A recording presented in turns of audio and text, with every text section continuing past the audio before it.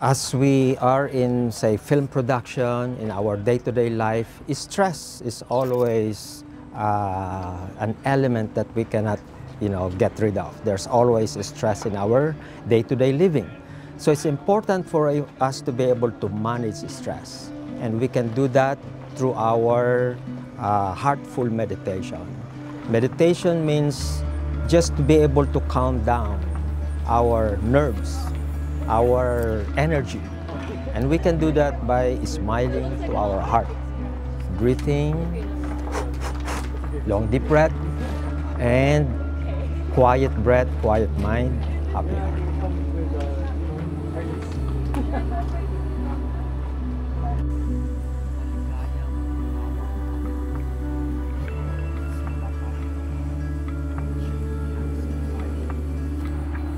Ang dami mong pwedeng pagdaanan na sobrang pressure at napakadaming commitment at pwedeng marami kang pangarap, and alam mo na napaka-importante ng yung sharp yung pag-iisip mo, na ma-handle mo yung mga stress, no? And marirealize mo talaga na napaka-powerful ng utak. Kaya nga yung binibigyan natin ng stress, yung pagkakaroon ng enough na tulog, na sabi nila, oh, magkape ka, or yung mga drink, kasi nga nagpapabilis ng utak at nakakatulong lalo na para sa mga creative. Pero hindi sa lahat ng mga panahon ay accessible yung mga yon. Minsan may mangyayaring mga bagay na kailangan mong i-process, and paano na kung wala yung mga bagay na yun. And doon ko na-realize yung tulong nung pagme-meditate.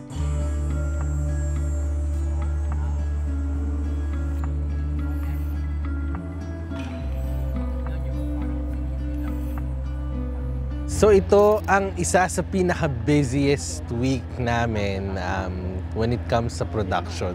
Ang schedule namin for the whole week is may dalawa kaming days na magfi-filming dito, tapos may isang araw na pahinga. Then, after nun, dediretso kami sa Montreal para gawin ang tampok featuring do's and don'ts. So kasabay din ng film namin na to and yung documentary namin papuntang Montreal is yung regular work namin sa TV, which is sa 24-hour channel, na kailangan namin maglagay ng fresh content para sa ating Filipino community dito.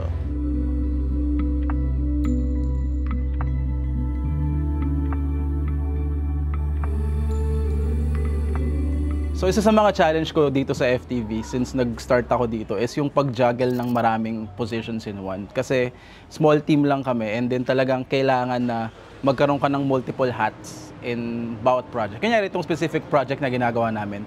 Itong film namin currently dito sa location na to, kailangan kong maging focus puller. At the same time, kailangan kong muna ng BTS videos. Sa tingin ko, okay naman siya para sa skill set namin bilang isang creator, na masya-shortcut yung improvement naming lahat, na bibilis yung mga bagay na kailangan namin matutunan. And at the same time, para sa akin, good pressure siya. At the end of the day, yung skill set na makukuha namin by juggling yung mga multiple na ginagawa namin dito is parang para sa sariling skill set din namin bilang isang creator.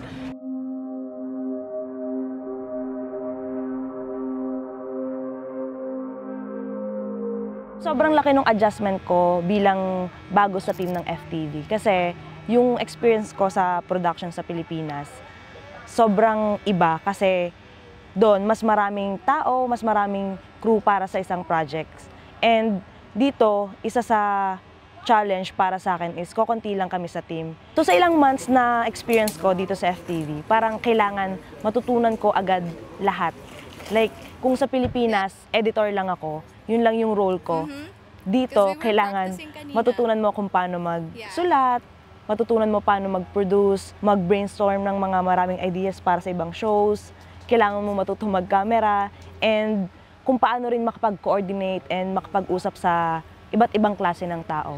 Overwhelming siya minsan, pero mas tinitingnan ko yung good side niya, na mas alam ko, mas makakatulong siya sa akin para mas matuto pa at mas mag-grow at mas mag-improve yung skills.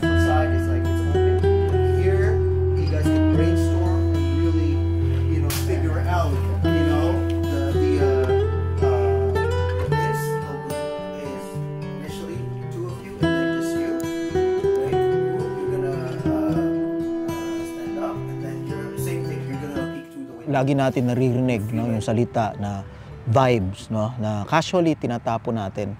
And isipin natin, lahat is about frequency.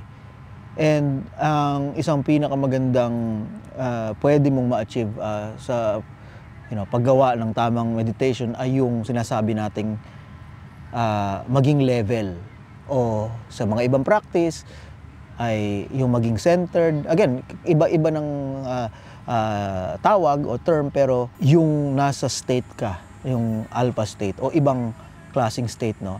And yun ang vibration. Kaya nga feel natin kung may tao talagang galit at yun yung vibe niya, di ba? Ganun yun. And nakakahawa. So, hindi lang para sa sarili mo yung pag-meditate. Kasi kung mas marami ang gumagawa nun, I think ang mundo is mas magiging, nasa mas better place.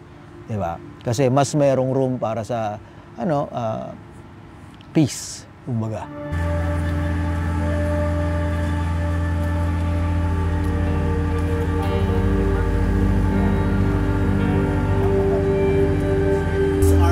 Tapos gagamitin niyo yung weapon. Kasi doon, medyo maliit. Ang focus natin doon is yung environment. For heartful meditation, this gives us clarity of mind, relaxed body, and happy spirit.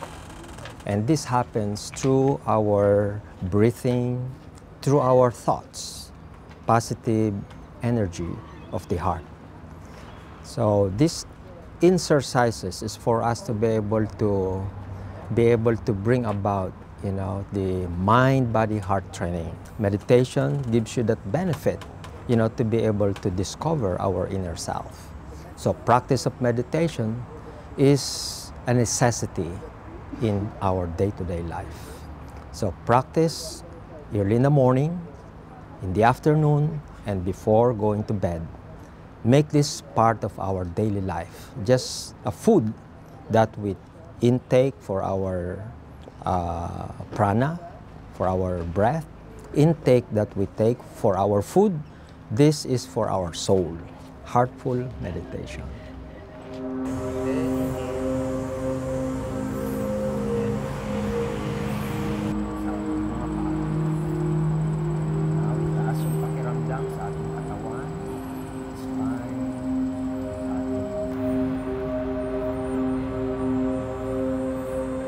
Kaya siguro pag may chance, itry nyo rin. Nasa day and age tayo ngayon ng social media, napakaraming information ang nandyan, available para matulungan kayo. And sa huli, kung a matter of ilang minuto at hihinga ka lang ng ayos, so lahat to is tungkol sa paghinga at magiging mas maliwanag yung utak mo, diba? Why not? So I think worthwhile na pag-investan siya ng ilang minuto, isang araw. Lalo na nasa industry kami, na creative industry, na talagang teamwork, na mas magiging effective kung mas maraming tao ang nasa level nga versus isa lang, diba? Then mas malayo mararating mo at mas madali. Kasi pare-pareho kayong nag-i-start sa tamang place.